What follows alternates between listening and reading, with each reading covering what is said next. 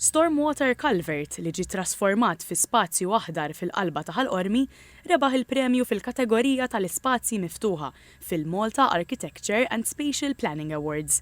Dan l-ispazju li jservi bħala struttura li tmexxi l-ilma tax-xita lil mitriq ġie msaqqaf biex l-ilma jgħaddi mingħajr xkiel.